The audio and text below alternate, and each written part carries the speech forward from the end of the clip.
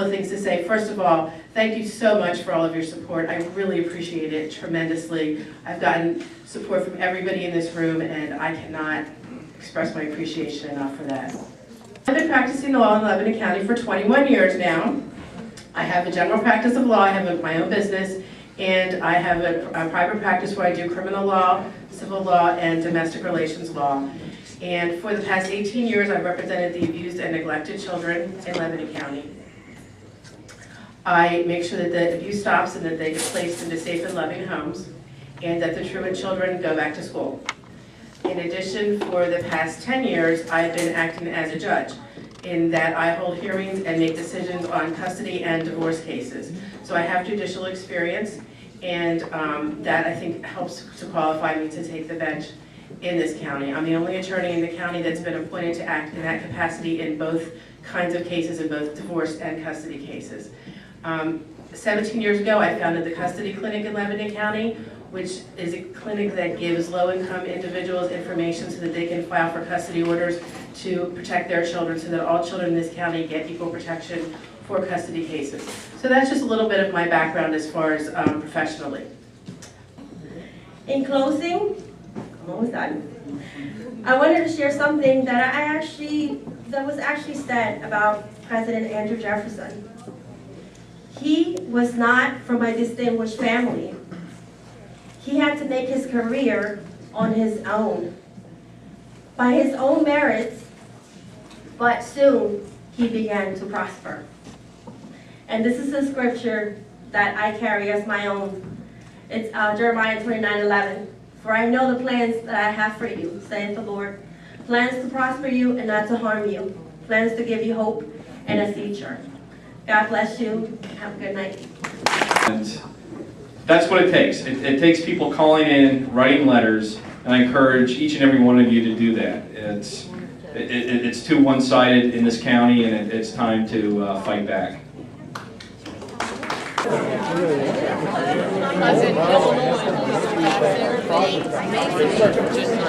I know.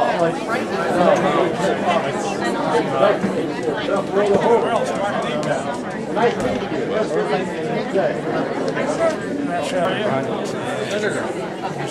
Oh, I gotta shake this guy.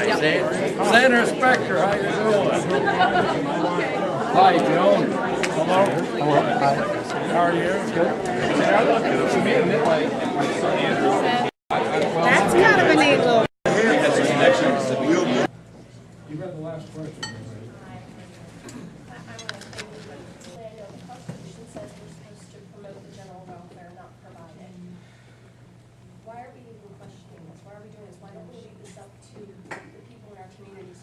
I wish I could hear. The Constitution is supposed to bind the federal government. You guys are spreading out all over the place outside of what the Constitution says. That's why people are screaming left and right about this.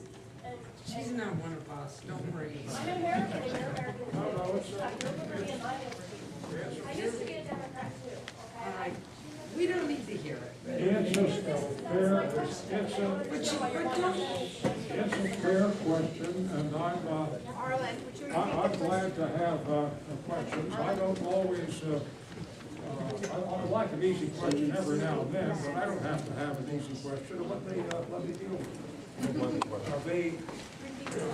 There is a lot of concern as to what is going on in our society with the bailout last fall for General Motors and the big companies. But that was a bailout by President Bush, the Republican. And Vice President Cheney came and talked to the senators last September when that bill was coming up with $700 billion. And he said, if you don't pass this bailout, you're going to turn President Bush into a modern-day Herbert Hoover. You're going to have a depression. Now, that's about the same thing that President Obama said. And I think President Obama was right. And the economist from Moody's yesterday, who testified at my hearing, said that if we hadn't had the stimulus package, we would have slid into a depression. And then the cost would have been much higher than $787 billion, the cost of the stimulus. They would have been higher because we would have lost a lot more productivity. There would have been a lot more unemployed. We would have paid a lot more in unemployment compensation. There would have been a lot less coverage on health care. It would have really been calamitous as it was in 1929. So why is the government in the picture? Well, we faced this hurdle back in the Roosevelt administration when we passed Social Security. And then in the Johnson administration when we passed Medicare. And Senator Grassley was asked about Medicare recently. Now, you know, Senator Grassley is not a big liberal. And I say that. But I don't want to have a long speech tonight. You'll hear that in the spring. I'm going to be very brief. I got in for a number of reasons. Number one is the economy. What's happened to us was not a fluke. It happened because there were some laws that were repealed from the Depression era that were taken away, that were put in place to protect our banking industry. That was the initiation of this economic turmoil. That's my prime reason, the economy. Health care, I'm for single payer. And I would invite all of you, thank you. Just a quick couple points. Number one, I am the only lifelong Democrat in the race. Our senator's been a Democrat 23 weeks. The other gentleman that was in the Navy has been a Democrat for 3 years. And with that, I'd like to say thank you once again. Please feel free to consider my mom, Barbara Behrend Ernsberger. There's more information available on our website. And send us an email. We do like getting emails, and I do respond to them as quickly as I can. Thank you, and have a nice evening. Thank you for having me. That's acceptable. I'd like to tell you two things. One, I'd like to tell you why I'm a Democrat. And second, I'd like to tell you about a man named Abraham. The very first one is, I was often asked, after having joined up during the Vietnam War, thought I'd do a few years, and didn't come out of the Navy until about 3.5 years ago, why I became a Democrat. I was an independent all those years, and I was very proud to be one, because I felt very strongly that the United States military should be nonpartisan. We should all be independent there. We serve a commander-in-chief, and we do what we're told unless it's ethically or morally wrong. And so when Wesley Clark and Colin Powell got out of the military, they were both registered independent. They both picked their parties. One made the right decision, the other made the wrong decision. But a very good man he was, nevertheless. I became a Democrat. And for me, it was a very simple decision. Because I often say every military officer is really a Democrat, they just don't know it. I don't know, wait to an 11.5-month war.